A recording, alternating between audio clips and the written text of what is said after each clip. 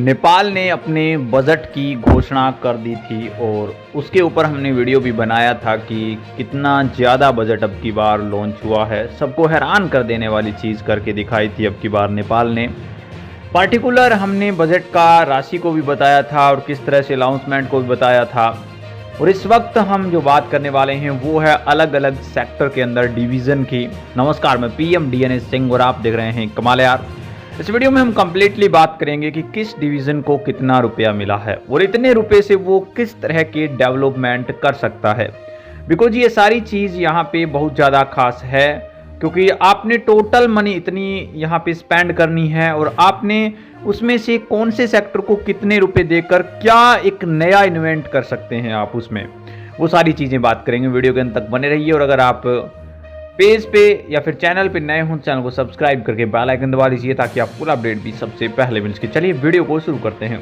दोस्तों, आगामी आर्थिक वर्ष के लिए यहाँ पे मंत्रालय ने जो बजट की घोषणा करी थी उसमें कई तरह के जो चीज़ें हैं या फिर 6 प्रकार के अलग अलग तरह से बांटकर रुपए को आवंटित किया है। जैसे कि मैं बात कर सकता हूँ नेपाल के अर्थ मंत्रालय की।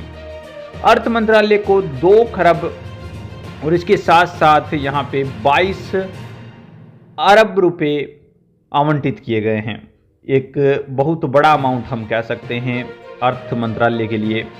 शिक्षा मंत्रालय ने यहाँ पे 2 खरब और 3 अरब और इसके साथ साथ 66 करोड़ रुपए आवंटित किए गए हैं। तो शिक्षा मंत्रालय को भी काफ़ी अच्छी रकम मिली है। गृह मंत्रालय की बात करें तो 1 खरब और 11 अरब इसके साथ साथ 24 करोड़ रुपए आवंटित किए जा चुके हैं।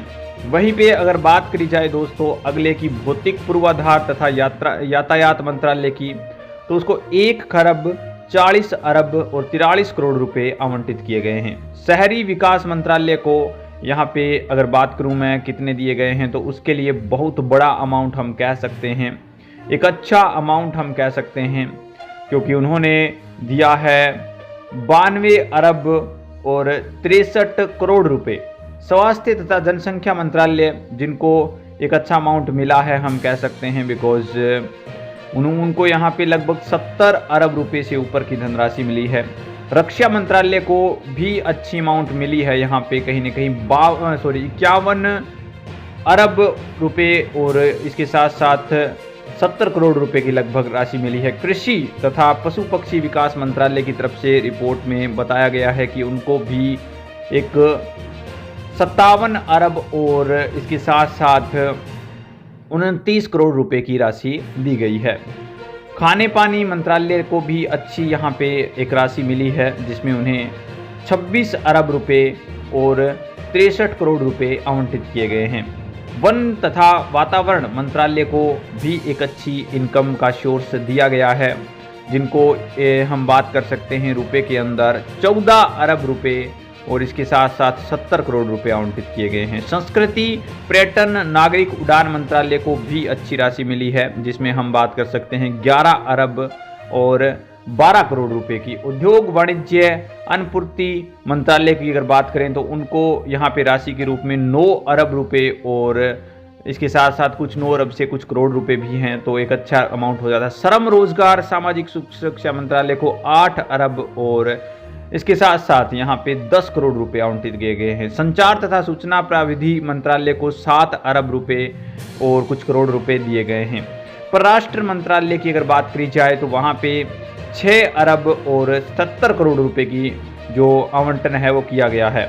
भूमि व्यवसाय व्यवस्था सहकारी तथा गरीबी निवारण के लिए भी एक अच्छा अमाउंट यहाँ पे पेश किया गया है जिसमें 6 अरब और इसके साथ साथ 82 करोड़ रुपए का दिया गया है ये बजट। युवा खेलकूद मंत्रालय को थोड़ा कम मैं कह सकता हूं बिकॉज उन्होंने बनाना था स्टेडियम वगैरह, तो यहाँ पे थोड़ा सा कम है बिकॉज 3 अरब और 50 करोड़ रुपए ही दिए गए हैं। महिला बाल बालिका और ज्येष्ठ नागरिक मंत्रालय को भी 1 अरब और 60 करोड़ रुपए आवंटित किए गए हैं। इस तरह का ये बजट रहा है। इसमें आपने देखा कि अलग अलग सेक्टर में किस तरह से आवंटन किया गया है।